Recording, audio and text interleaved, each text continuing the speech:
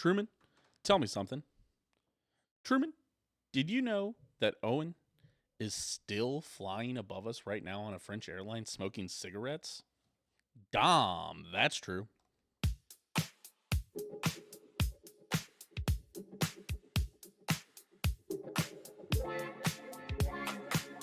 Welcome, everybody, back to another episode of Dahm. That's true. Of course, I'm your host with the most, Truman Steam Machine Steam.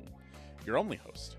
There is no Owen. Owen is legit. He went to Spain, I think, because we had Logan on last week, and Owen went to Spain to go see his brother play soccer and just visit and spend time in Spain. They've been sending us a bunch of pictures of buttresses in Spanish churches throughout the week. Me and my fiance, we were both Archie majors, so he keeps sending us things. So, but he was supposed to fly back today. I think he was supposed to land at 5 p.m. was the original plan. He said Delta fucked them up when they were in Spain, changed around their plans a bunch. They got there, they're like, no, change our plans back. They were like, oh, okay, no problem. They're like, actually, we didn't actually get you off the flight, so you have to actually, you can't check into the flight. That would be your different flight, so you're on your own, actually. So, and they eventually, I guess, they got all their flights worked out, but they weren't on their original flights.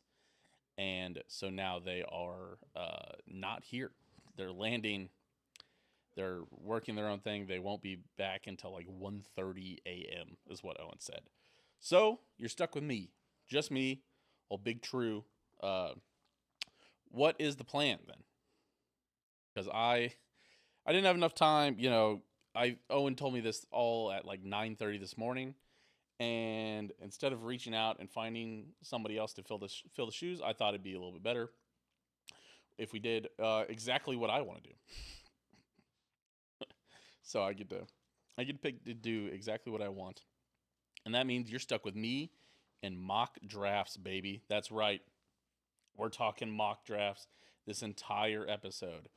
I'm gonna walk you through. It's like 8 or 9 mock drafts to walk through, so we're gonna do that, and I will tell you about everything. About my thoughts on each one, about my thoughts on what they have us selecting, about our general thoughts about the Chiefs draft as we're just about 3 weeks out, I believe. And then we're also going to talk just a little bit about the Royals. They're winning right now. They're up 4-1 last time I checked. They're heading into the bottom of the 7th. Again, this is Monday, so they're playing the Twins. And then we're also going to do top five episode lengths, because I always think about this anytime that it's like a solo episode. Listen, we can yap between me and Owen for about half an hour, or for about an hour with almost no script. When you're talking to yourself, even with a script, like, I feel like it's easy to just cruise through it, and it's gonna be like a 30-minute, 40-minute episode. So we'll see how that goes. But so top five episode links will be what it is. Before we get too deep into anything that we're doing here, though, I do want to thank our Patreon subscribers, the patrons over at patreon.com/disaster. Shout out Joe, Aaron, Skylar, Dylan, Ozzy, and Mailbox Kansas City, now open in the Iron District, serving up it's like scoops, cones, melt monsters, cups, which I guess would be scoops, cones. Oh, shakes also.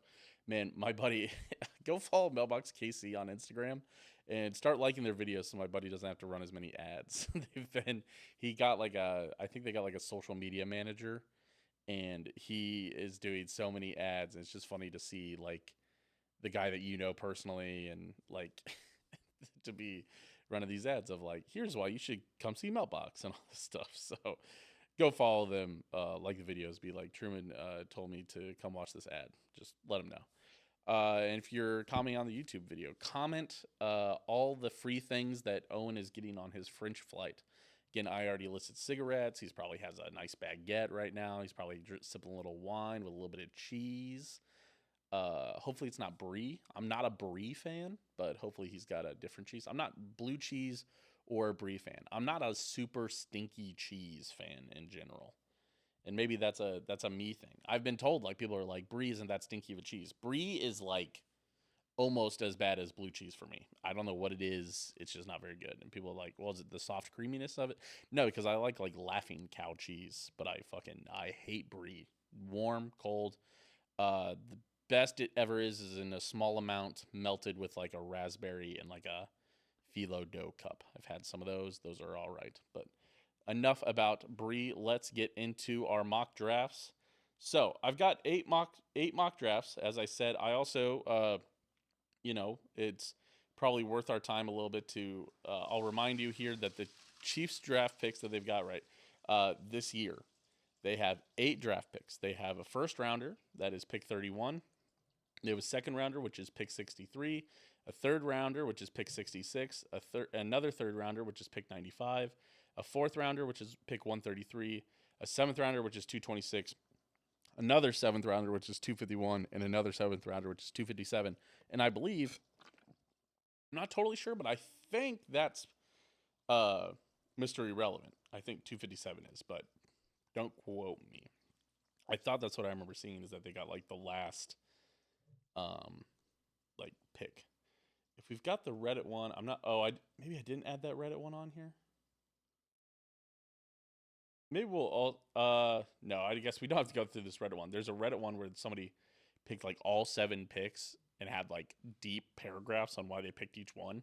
So I won't subject you to that one, but without further ado, I will start to subject you into some of these mock drafts. Again, I think every year, I think if we can just mention who the Chiefs are going to draft, then it's a win. And I think the last couple years, I think we did pick it right. I think what last year first round pick was obviously, oh my god, Xavier Worthy.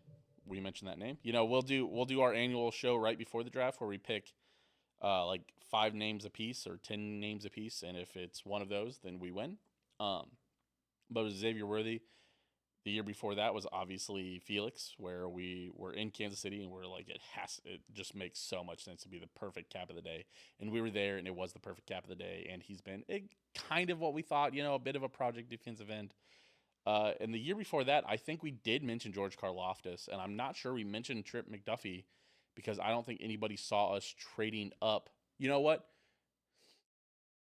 I don't know if we mentioned it because Brett Coleman had mentioned that Trent McDuffie was like the perfect fit to go into Steve Spagnuolo's scheme, but I'm not sure anybody else had picked it on a mock draft before because I saw that video like the day of the draft, which means that it was after Dom. That's true, and like I'm not sure anybody picked us to pick Trent McDuffie because that pick was so late that they were like, well, Trent McDuffie won't be there at pick 28 or 29 when the Chiefs are picking, and then of course the Chiefs trade up, pick right in front of the Bills. They get Trent McDuffie. Uh, the Bills get Kyer Elam, and the rest is history. So without further ado, we'll start here with PFF, semi-pro football out of focus, as Owen would say. That's a little homage to the boy. So this one, I think it'll be interesting. I think the consensus is out that it is now Cam Ward is going to go with the first overall pick. Um, and then it's looking like it'll probably be the Penn State guy. Oh my Jesus Christ! What happened there? Sorry, my malware. Apparently, there's malware on PFF, so be careful, everybody. Um, Jesus, man, whatever it was, they did not like that. So yeah, Cam Ward will be the number 1 overall pick. Abdul Carter from Penn State is looking like the number 2 pick.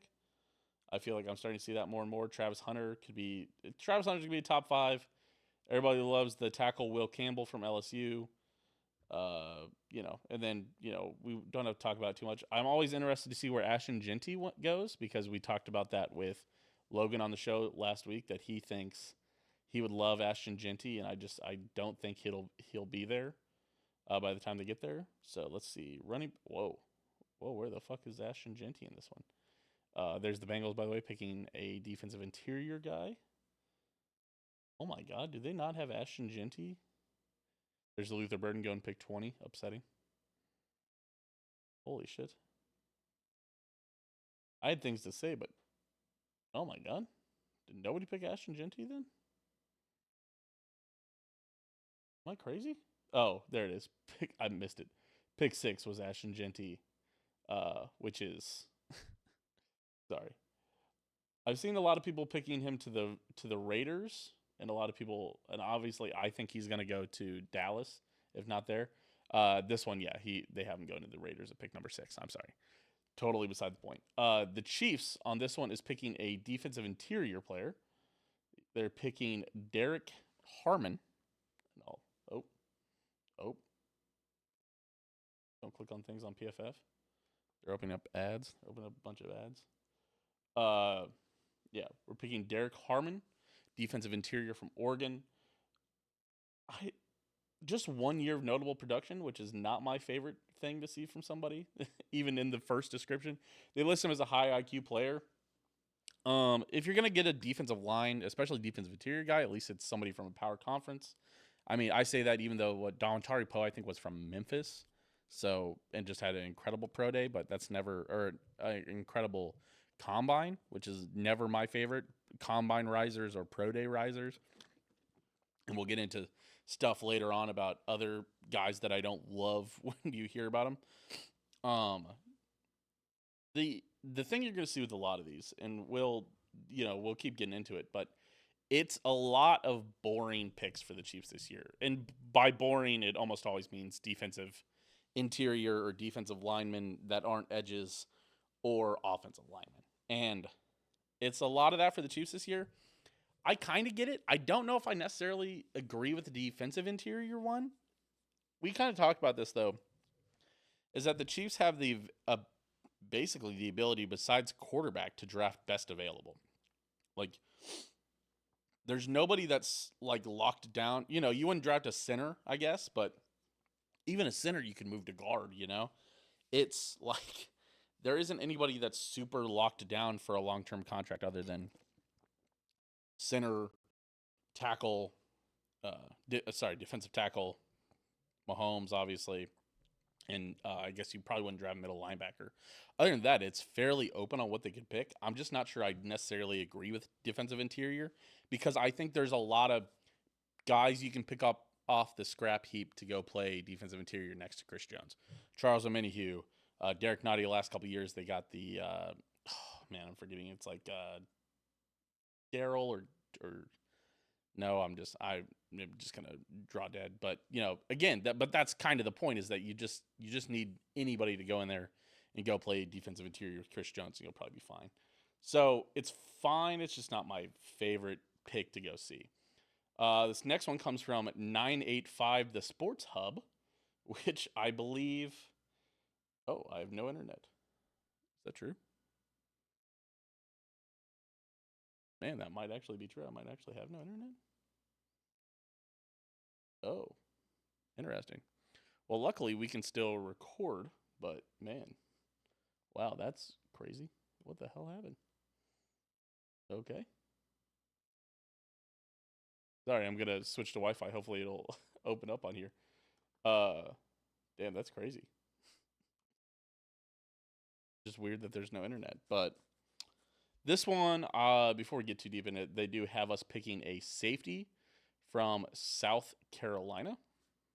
So do with that what you may. Again, safety is one of those where I feel pretty good about the Chiefs' safety situation. I think you can feel pretty good um with what was I gonna say? With you could feel pretty good with Jaden Hicks and Brian Cook. I don't feel like we need to draft a first round safety. But again, if you have best player available, Jaden Hicks was a third round pick. I guess he showed flashes, but not necessarily a slam dunk. So maybe that's the thought process there. Uh, what the heck is happening? Sorry, my my internet is really just like gone crazy all of a sudden. Interesting.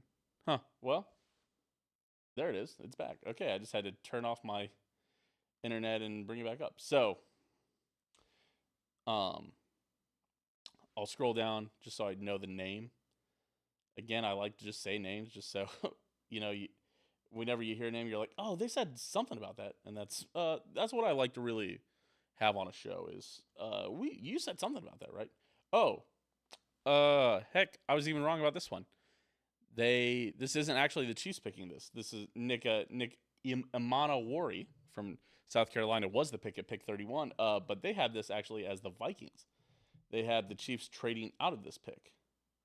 Oh, they have actually the Chiefs trading up. Oh my gosh, to pick 24. Wow. To go get, I assume, a tackle. And I'm correct. Josh Connerly from Oregon. The Vikings are only scheduled to make 4 picks in the draft, so moving back makes sense for them. Meanwhile, the Chiefs own pick 63 and 66, giving them flexibility. They use that flexibility to move up the board here, and make sure they secure a potential long-term answer at left tackle by taking Connerly. And Minnesota adds 2 picks. Okay, so we would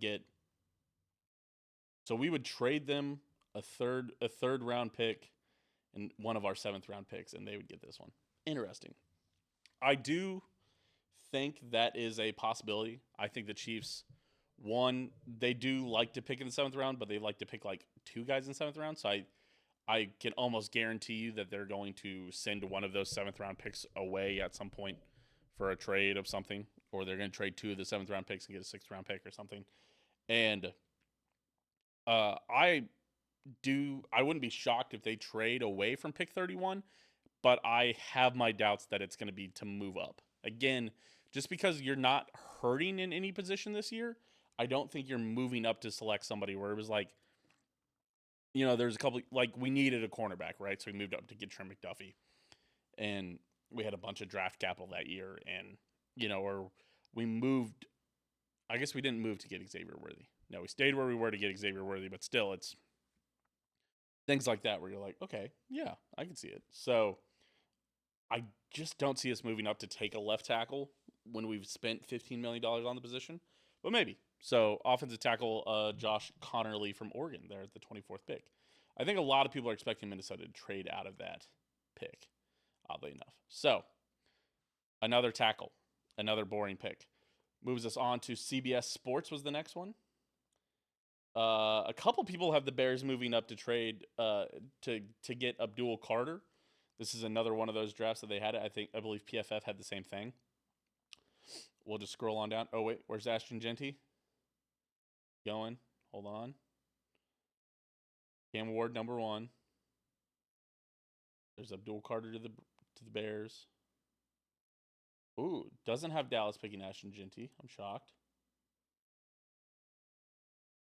This one has the Bengals getting a running back or safety, by the way.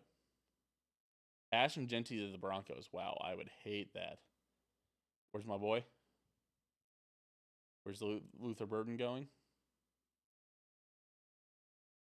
There it is. Pick 30 to the Bills right before the Chiefs. See?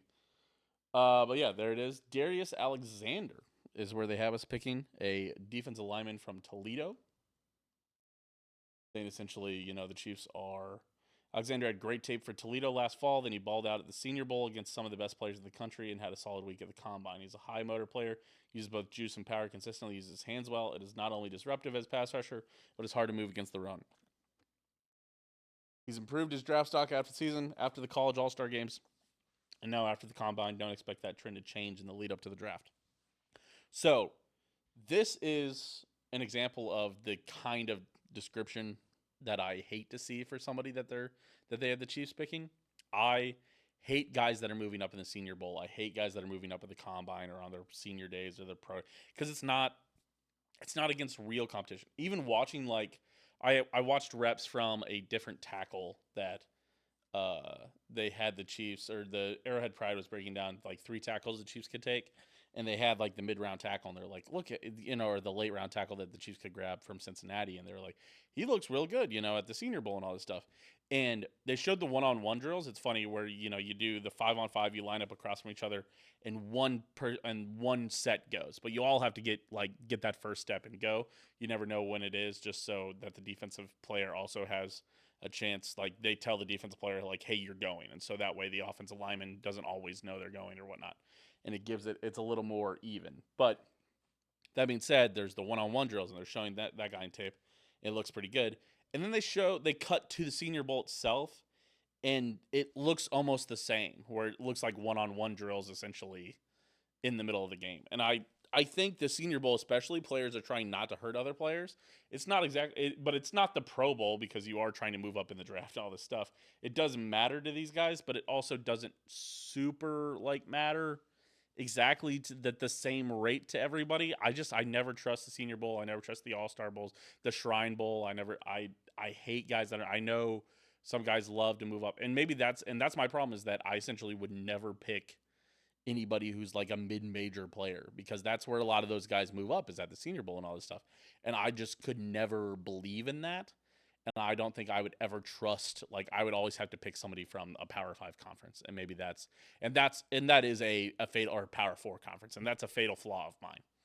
And I'll own that I have to pick somebody from that's played against high-end talent uh for, a couple years. I hate one-year starters. I hate guys that have moved up uh, in these after draft processes. I hate guys that are combine darlings. We just talked about Dontari Pope, and that's probably the best scenario that's ever happened from what I remember of a combine darling, where they're like where he did go crazy and he was good, but in defensive. But to be fair, I think also defensive tackle is one of those things where it's like if you are big and strong and fast, then we can probably do enough with that with defensive tackle. You don't have to have elite moves like you have to have. You don't have to have the bend like you have on the edge, and you don't have to have the jump and all this stuff. You just can be pretty big and probably make some good moves. Chris Jones has some fucking awesome moves, but he's also fucking huge and moves a lot and went to an SEC school and had his penis fall out at the combine. I knew he was the one at that point. Let's move on to the 33rd team here. That's our fourth mock draft.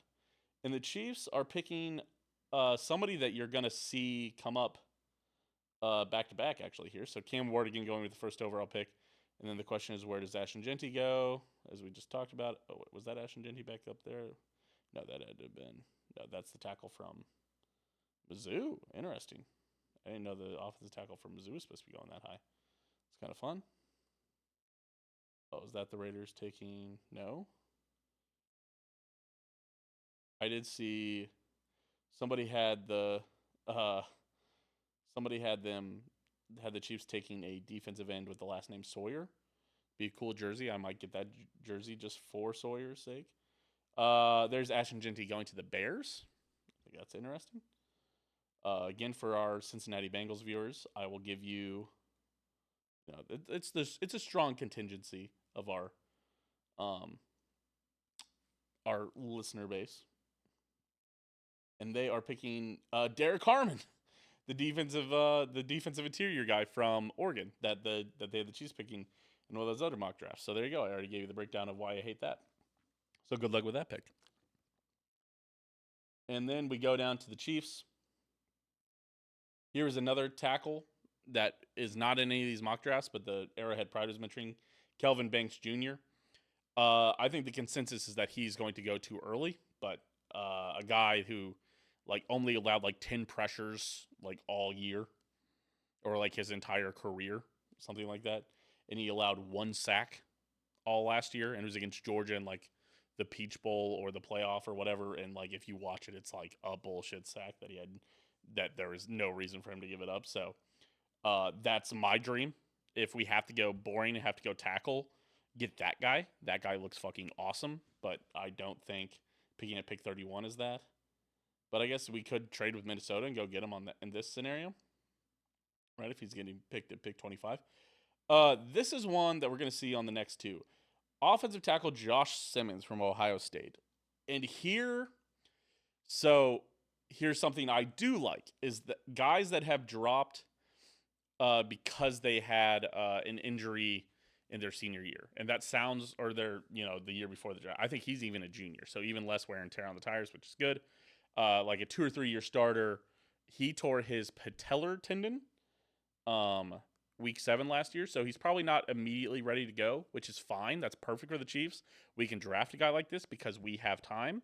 We have a left tackle that's under contract who's been paid 2 years, $30 million. We've got Jawan Taylor. I think he's a cut candidate next year, perhaps. And we've got guys in the interior. We don't need anybody who immediately needs to start, which is a perfect time to go get somebody that would go in the top 15, like the starting left tackle for Ohio State for the last 2 to 3 years.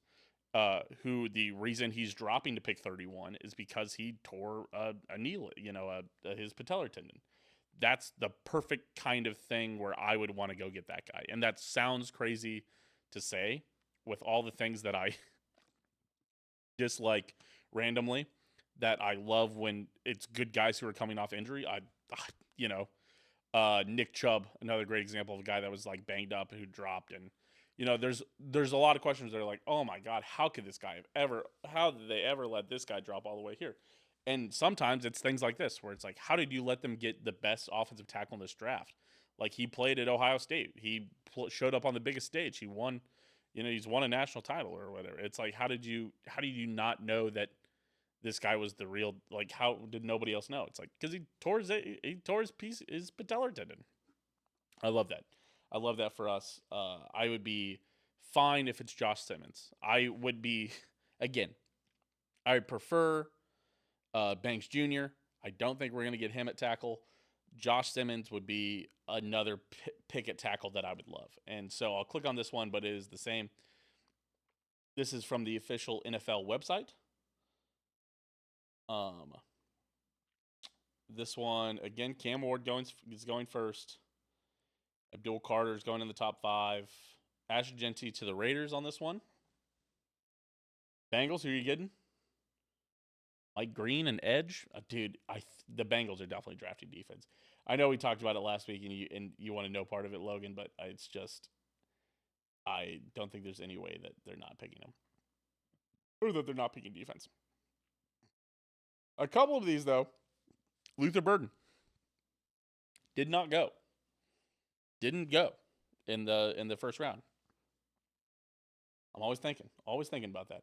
But yeah, there's Josh Simmons again, Ohio State left tackle.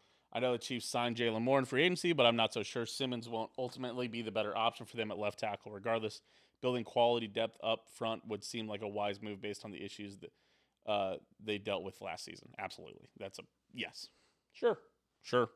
I get it. Again, I'm probably, as we sit here, the fact that we're going to go through these 8 mock drafts and none of them were like slam dunks, I don't think there's like I guess we're all picking tackles or defensive linemen, so it's offensive or defensive linemen. But as we sit here, the more and more, I think we are going to trade out of the first round because Veach. That's a forgotten thing, but Veach loves to trade out of the first round. He did it for a while. He broke that streak with Felix, obviously, because we wanted to draft in the first round. It was the Chiefs pick. We drafted Casey Guy. It was perfect. Fucking fireworks went off. It was awesome. And then they wanted a wide receiver. They wanted Xavier Worthy. He was right there. They got him. I wouldn't be shocked if this was the year they traded out of the first round. And if you could still go get Josh Simmons in the first round, in the second round, he might be there. He's a banged up left tackle. And if he's gone, Banks Jr. is gone, Luther Burden's gone, trade back. I don't just pick a random guy just to pick somebody. If everybody here that we've talked about is gone, trade back. Which brings us to our next one, is from The Ringer, the NFL draft guide that we're looking at. Oh, this one has Abdul Carter going first overall, which is just quite simply not true. Cam Ward is definitely going to go first overall. They have him go second overall in this one. That's just a random difference maker there. Wow, they're all over the place. This one is much different. They have Shedeur Sanders going to the 7th pick. Where the fuck is Travis Hunter in this one? Did I miss Travis Hunter getting picked? Am I crazy? Oh, yeah, I did. He was pick 3 in this one. Interesting. Okay, that's fine. But this one's weird. Shamar Stewart going way too high. I don't want Shamar Stewart. I mean, I guess if he's there at pick 31, that's fine. But, again, I'm a big Brett Coleman fan. If you follow him on Twitter, go check out his YouTube channel. He's got some of the most thoughtful insight on players. Man, this one has Josh Simmons going 16th. Gosh, that's crazy. There is an edge rusher going to the Bengals, James Pierce Jr. Again, Bengals. Everybody's had the Bengals going defense, and I think it makes sense. But this one, you could have got Ashton Jeanty because there he is going to pick 20 to the Broncos. So there's a couple of those where Ashton Jeanty's dropped to pick 20. So, Logan, if you're holding out for an all offensive onslaught and they pick Ashton Jeanty, I mean, there's your option. Chiefs here are picking Trevion, Trevivon, or is it Truevon? It's honestly, listen, I'm not great with names, but also this is bad font from the Ringer. Trevion, there we go. Trevion Henderson. The V's kind of look like U's, and the Y also looks like a V. So, in my defense, uh, Trevion Henderson from the running back from Ohio State. He last year 10-16 for rushing yards, not bad. 7.1 yards per rush, 10 touchdowns, 27 receptions. 4.43s on the 40-yard dash, vertical jump 38.5, broad jump 10'8". I remember him looking like great. I remember him looking very good. I can't imagine the Chiefs picking a running back in the first round. And that's basically what they say. Chiefs fans might reel at this pick after seeing the Clyde Edwards-Helaire selection go so poorly. But Henderson is nothing like CEH. The former Buckeyes brings home run hitting speed, giving the team more much needed juice out of the backfield. He's also excellent in pass protection and a reliable pass catcher. Paired with Isaiah Pacheco, Henderson could bring a Jameer Gibbs-like element to a Chiefs offense that needs it. That is exciting, and maybe that's the Chiefs again when they drafted Clyde had brought back it was like 21 of 22 starters or 20, so it was right after they won the Super Bowl. And so maybe it's one of those where that's the scenario in which you end up picking a running back in the first round. Fine. I don't want a running back. I mean, unless it's Ashton Genty. Uh, but sure, we could draft running back here. I think Luther Burden is in this draft is still available. But I can't imagine us picking a running back. Also, a running back that's only had 1,000 yards in college in a season. That's good. There's a lot of running backs that'll get picked that didn't have 1,000 yards. I don't know, man. Running backs are so hard to predict. There's always been a couple slam dunks, just like we've had quarterbacks or tackles that have been slam dunks. But running backs, I feel, are even harder to select. So I'd just be like, oh, I know this guy's about to be a banger. Luther Burden would be available in this one also, by the way. So something to think about. Um, but I have seen, so out of all the ones that we saw, nobody has the Chiefs picking a wide receiver. So maybe I might be way out of base and just off base and picking random things, and that's my bad. So there are a couple of these that were behind paywalls that luckily we can read essentially summaries of them for how they relate to the Chiefs. This one, they had the Chiefs picking a different Ohio State lineman. They had us picking Donovan Jackson from Ohio State, and a balanced, explosive athlete with very good length. Jackson spent most of his Ohio State career at guard before moving out to tackle in the wake of Josh Simmons' injury. Oh, so he's the guy that took over left tackle. Wow, when have you ever heard that? A guard that's taken over left tackle playing for the Chiefs. A critical move during Ohio State's title run. Jackson can be inconsistent with his hands, but he's the look of a possible long-term starter at guard or tackle. I'd be fine with the Chiefs going to get a left guard. There is, listen, when we talk about it right now, the way we're like, oh yeah, we're definitely going to move a left tackle, one of our failed left tackles, into play guard, which generally works out, but it doesn't always work out. Sometimes those guys are simply bad at football. Sometimes they're just not good football players, and that's why they're bad. It's not that they're at the wrong position, it's that they're bad at football. And so that simply could be the answer. But Wanye, as much as everybody thinks it's going to be Kingsley that moves to guard, I think Wanye looks like a guard. He's always been a little undersized for left tackle. And he's quick. I'd like him at guard, but I'd also be fine. Kingsley's big, which is good at guard too. Or the Chiefs drafted guard, and that's all right. I think I'm coming to the realization that this is not going to be an exciting year for Chiefs picks. You always want a running back, you always want a wide receiver, you always want a cornerback or an edge rusher, or I don't even know if edge rushers are that exciting if you're getting one this late, Nobody's ever that exciting. I mean, what's weird is that good wide receivers drop to the early second round, late first round like this. Like, Xavier Worthy was there.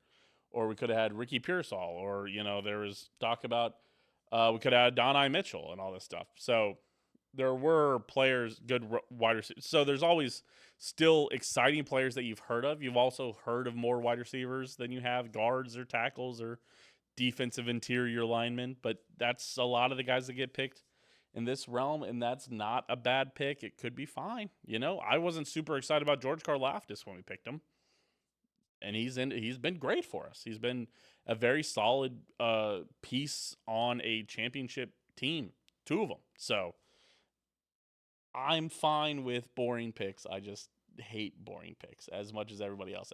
I'm still a fan, a little bit. So I'm sorry. And the last one is another paywalled one that was an ESPN Plus that I read it because my dad has ESPN Plus, but I don't have it on this computer. I have it signed in on my work computer, so I don't get to always wear it. But I don't always get to read it at home. But this one was from Field Yates at ESPN, and he actually had the Chiefs trading the 31st pick to the Raiders, which was a weird situation. And he would trade it to the Raiders, and the Raiders would select, believe it or not, Luther Burden, which is funny, considering that that's the player I want, of course. And the Chiefs would then be on the clock for the first time in the second round, which is I think they would give us the Raiders in this scenario would give us their early second round pick, and then we get an extra pick. Hopefully, it'd be another top 100 pick, I guess. I don't know what the draft value is there. Maybe it's another third or fourth round pick. But they would give us the 37th pick. And stop me if you've heard this before. They would have us picking Josh Simmons, the Ohio State offensive tackle. And that's the thing about trading back is that there's a good chance that whoever the Chiefs want could still be there if they trade back. So if it's Josh Simmons we want, and something comes out that maybe teams are just really worried about his injury and he drops out of the first round, or he looks like he's going to drop out. I don't think either of the Eagles tackles are retiring this year. I don't think they're expecting them to go tackle, and I don't think any of those other guys are looking for a tackle that is a wait and see tackle. So I wouldn't be shocked if the Chiefs would drop back to do that. So I have no problem with that. This is from Arrowhead Addict breaking it down. They said hopefully they don't follow Field Yates' prediction of this mock draft, but I don't.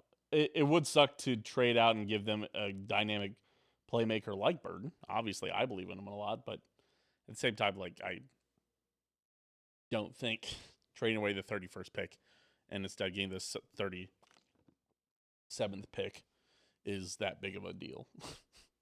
But which saying that out loud, it feels like we'd probably get a fourth round pick or a third round pick for that. So, but that's it. That is actually all the mock drafts that I had. I just wanted to talk about that. The answer, after reading more and more, I think we're going boring in this draft. The boring answer is either it's defensive interior, offensive line, or we're trading back. I would love Luther Burden. Everybody knows that. We're going to add it to the soundboard, just me saying Luther Burden. But maybe I'm just entirely off base. The Chiefs wide receivers are fairly set. Obviously we have Rashee Rice for, he's going into his third year, so we got him for at least 2 more years. We have Xavier Worthy for another 3. Or actually, you can have him for another 4 years because he's first round pick, so you have that 5th year option. Hollywood Brown is back. Juju Smith-Schuster is back. They have options at wide receiver. I would just love to see him pick up another elite wide receiver. Like Logan was on here, and maybe that's our anti-ball knowledge right there, is that we are still fans first, and that, Logan wants another running back, and I want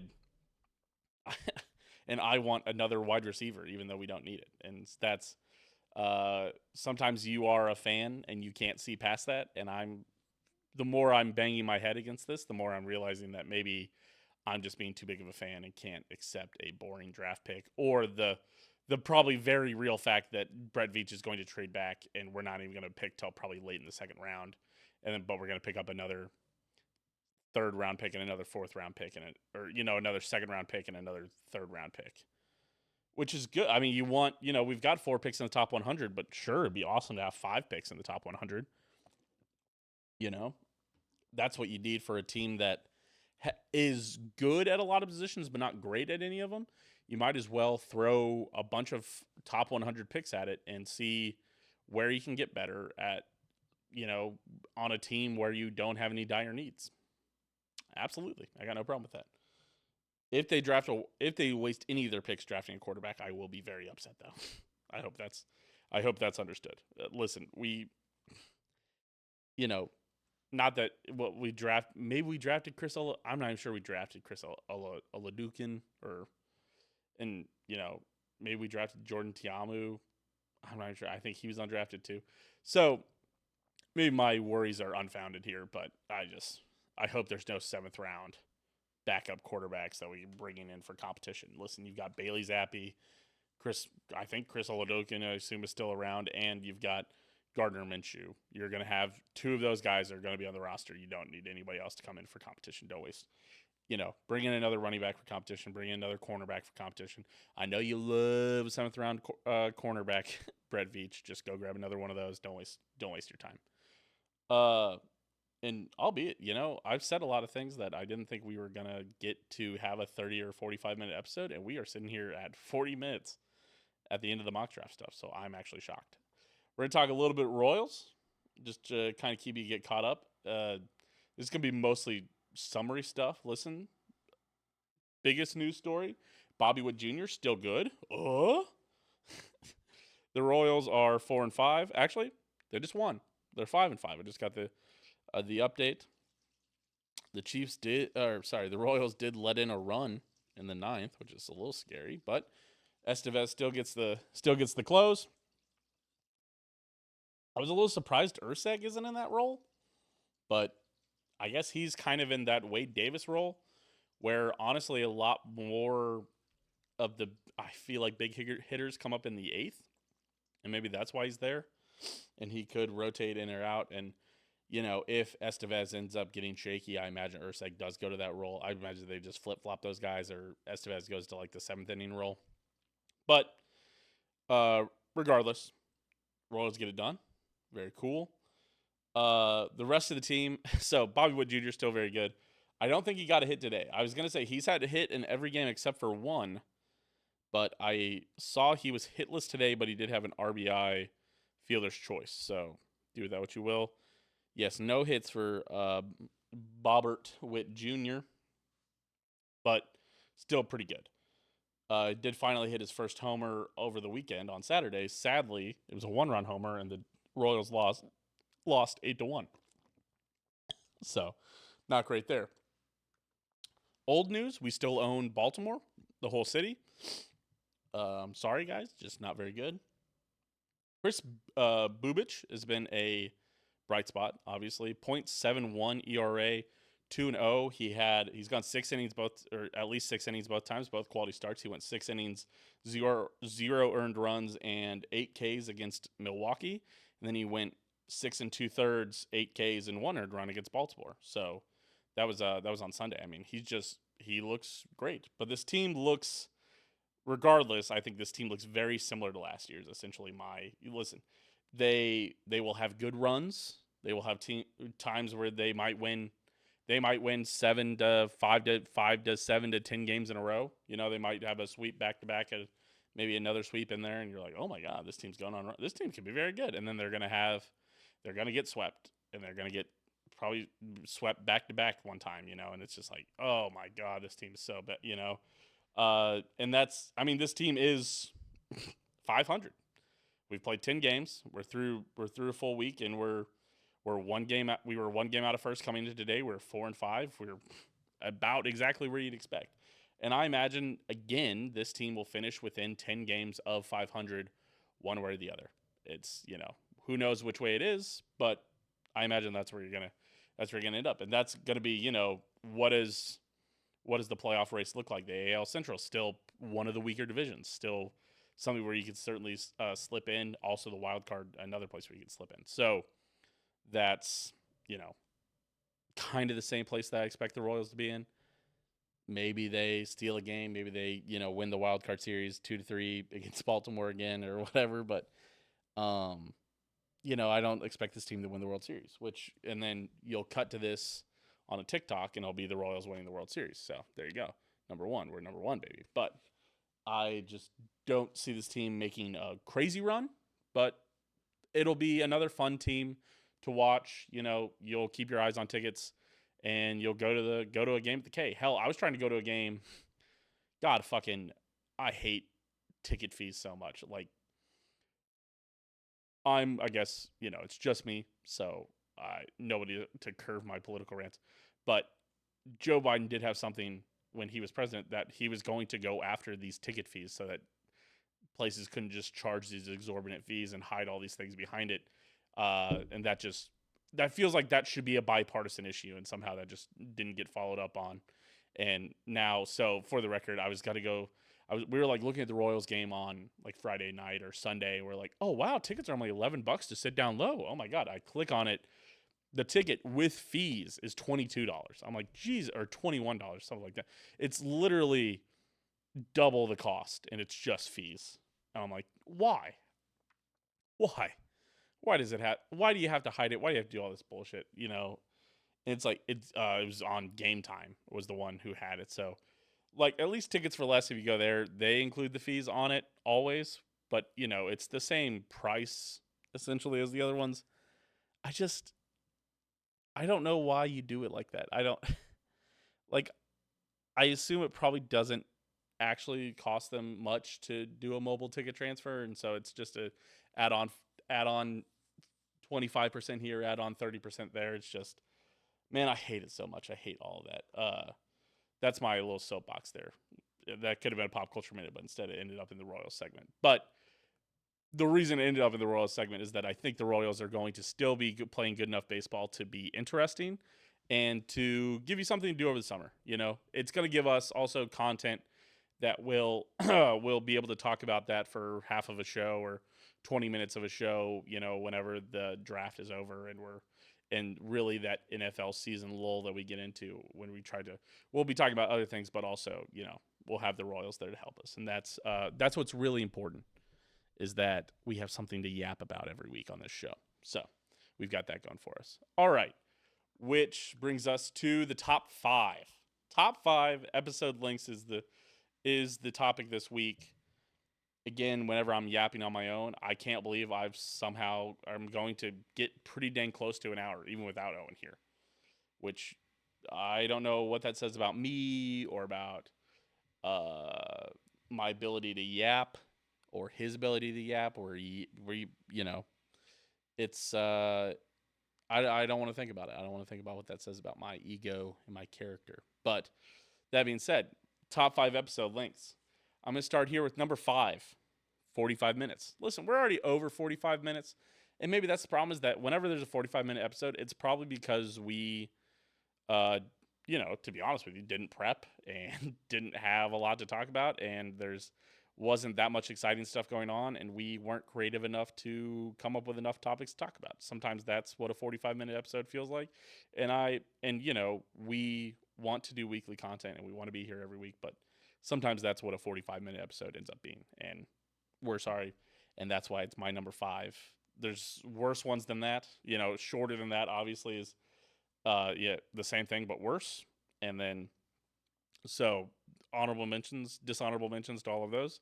Dishonor upon you, dishonor upon your cow.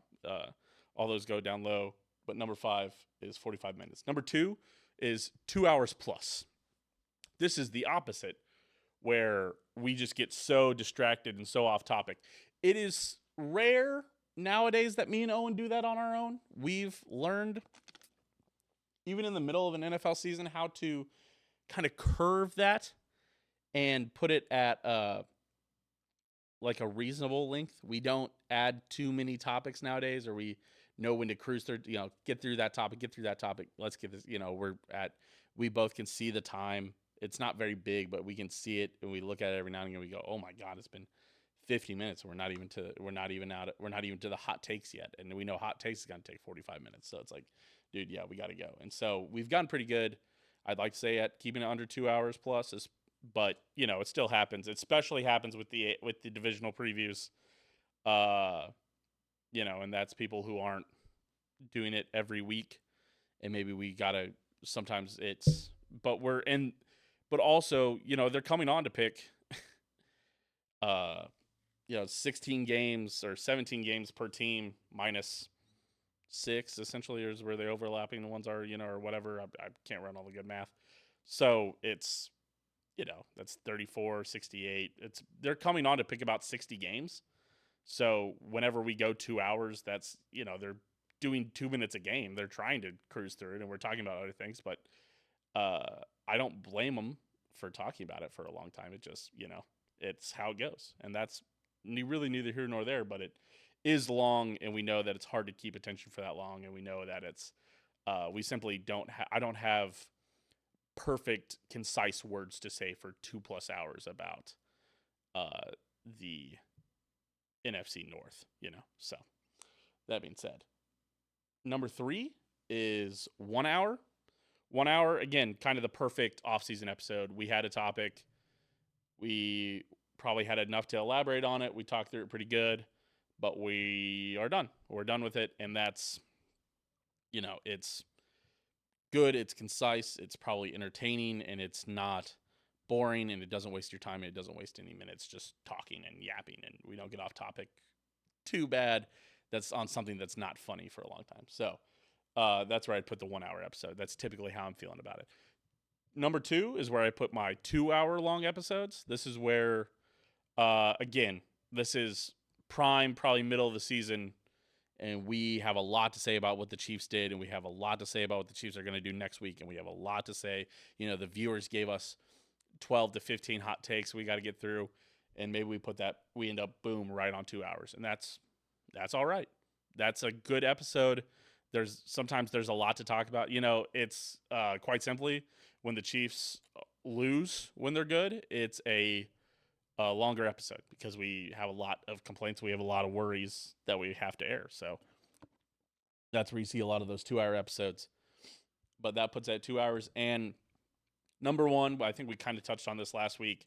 The best episode length is 1 hour, 30 minutes. That's where we want this show to be. And it's where I think we are at our best. We have just the right amount of hot takes, just the right amount of stuff to say about the Chiefs last week, just enough to say about the Chiefs next week. Or we're in an off-season episode and we've picked an interesting enough topic where we have a lot to talk about. Or the Royals are doing so good that we've done 30 to 45 minutes on the Royals outside of our Chiefs topic. It's outside of our top 5 minutes.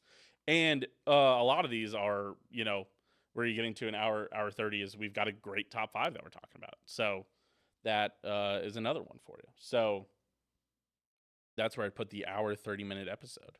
And I guess I treat all of these about Price is Right rules, where it's like I would lump in the hour 20 episodes into the 1 hour 30-minute episode.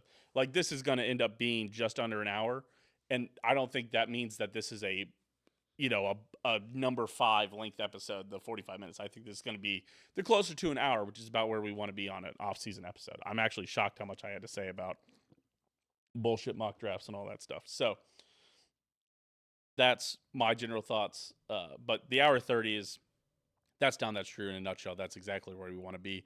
And we hope we can hold your attention through that. We hope you guys are interested enough. And we do appreciate everybody who's listening through for all, no matter how long the episode is, it's never lost on us that even, I saw there's a TikTok that oddly enough had 350,000 likes or whatever. But there was a comment where it's like, the caption on the video was like, if you have 25 likes, just imagine if you were in a room and 25 people cared what you had to say or wanted to listen to what you had to say. And I think sometimes we lose, sight of that because there's Part of My Take or all these guys that, we're never going to get to be that show where it's like, oh, they have millions upon billions of listens. And it's like, we have consistently 20, 30, 50 listens every week. It's like, I couldn't imagine 50 people sitting in a room, or just if me and Owen were sitting and talking sports in a room, I couldn't imagine 50 people stopping by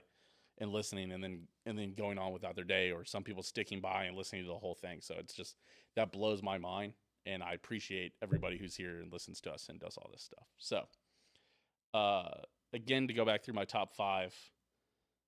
Number 5, 45 minutes. Number 2, 2+ hours. Number 3, 1 hour. Number 2, 2 hours. And number 1, 1 hour, 30 minutes. That's my top 5 episode lengths. I think that's it. I don't think I have much of a pop culture minute for you. I guess we already talked about ticket fees. So, yeah, I don't have anything to say. I'll start to do the outro and stuff. Thank you to the Patreon members, the patrons. God damn it. Skylar, Dylan, Ozzy, Aaron, Joe, Dylan, Mailbox Kansas City. Gotta hope that's everybody. Skylar, Dylan, Ozzy, Joe, Aaron, Mailbox Kansas City. I think that's it. Also, for the for the visual listeners who are watching on YouTube, I have my 2 fingers taped because I either jammed the hell out of or broke my pinky playing sand volleyball last night. So hopefully it's just jammed the hell out of, because breaking the pinky I think would make it tough to bowl. If it's just jammed, hopefully I could still bowl. We only got 2 weeks left of bowling, so it's not a big deal. But if you see why I'm doing the Star Trek, the Spock to you on the whole episode, that is why. So we'll see. But I think that's it. Start giving you the socials. Twitter.com/Steam Machine. Twitter.com/OwenGoshDammit whenever he's here. YouTube.com/Open Disaster Productions. Make sure you're commenting. Make sure you're commenting, and subscribing on YouTube. Make sure you're commenting what free stuff you think Owen is getting on the French airline. Again, I'm telling you, he's smoking a cigarette in one hand, baguette in the other, double fisting, cigarettes and baguettes. He sticks down, he eats a piece of brie cheese. He's living the life. Cappuccino? It's Italian. Never mind. I gotta get out of here. Thank you guys for listening to my 1 hour yap sesh solo style. Peace.